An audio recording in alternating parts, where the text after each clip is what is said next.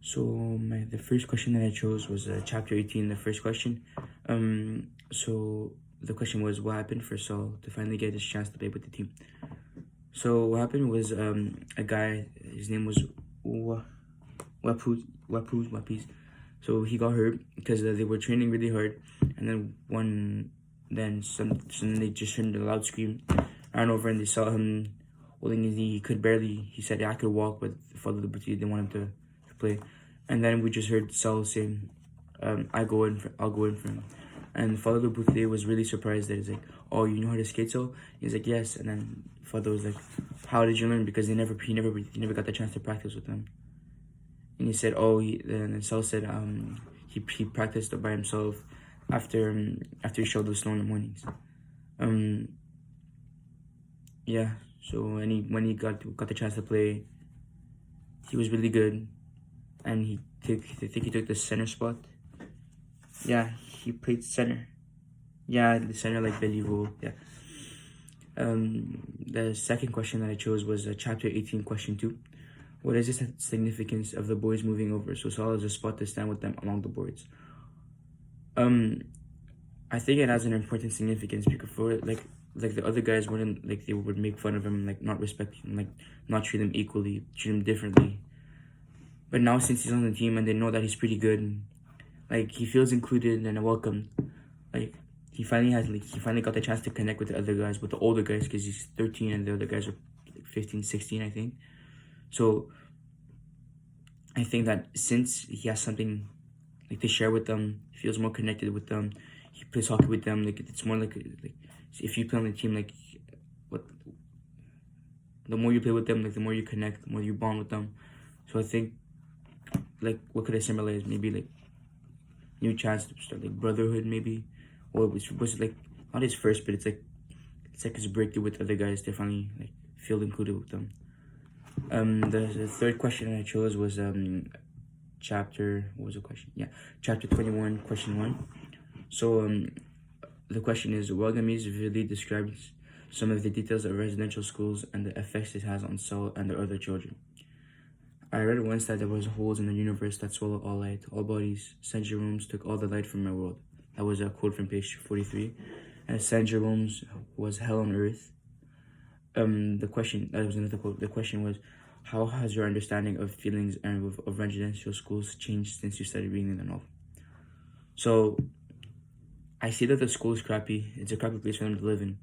The school is assimilating the kids and changing completely who they are. They came in as small Indian boys, now the school changing them to be like perfect little Christian white boys.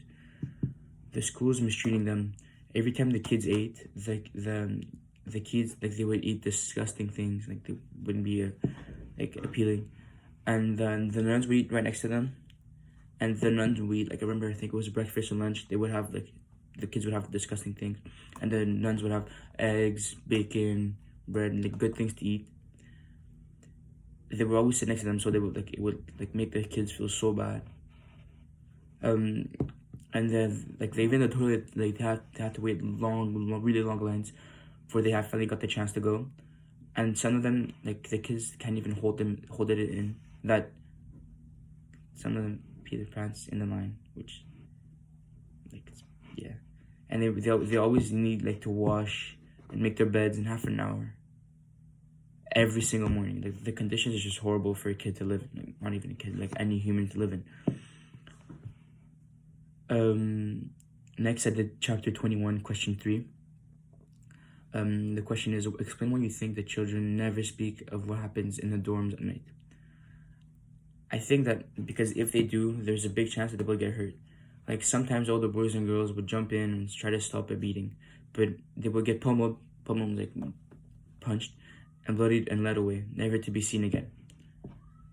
Anyone who complained got beaten in front of everyone. So like, if they get beaten for such little things, like just to complain, well, not little, but like just to talk. Imagine like what will happen if they talked bad about the nuns behind their backs. If they're just getting beaten up just because of the complaining. So, I mean, obviously they don't want to get beat up. So yeah, if they're just getting beat up just complaining, imagine what happened. Yeah. Last question I did chapter 23, question 1. This chapter brings forward the focus on stereotyping and racism when Saul is banned from playing in a game in town. There's two quotes. The 13 is good for an Indian. That's good from page 89. And then he said, it's because I'm Indian, isn't it? Chapter 10, page 91. Father Le Boutelier attempts to explain to Saul why the townspeople are so upset about Saul's excellent performance during all hockey games. He claims that the white people believe hockey is their game, as if they claimed ownership of it. How does this relate to the land and culture that was ripped away from Saul and other First Nations people?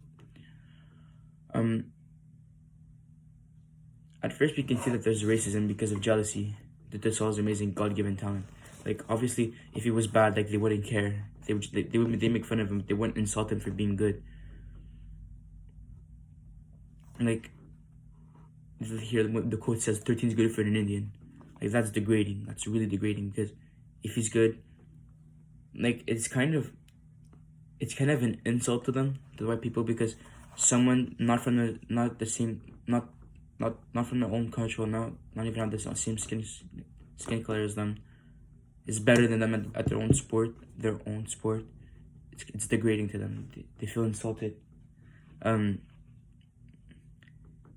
And since the only way to cope with it is just insult them, to deteriorate them, which is, for me, it's horrible. Like, why would? There's no point of doing it. I mean, if you're a fan, sure, you can shout boos, but not insult the other team. Especially like even professional games, like that's okay, all adults. But like they're just 13. They're just kids. Like, why would you insult a kid if he's better than you?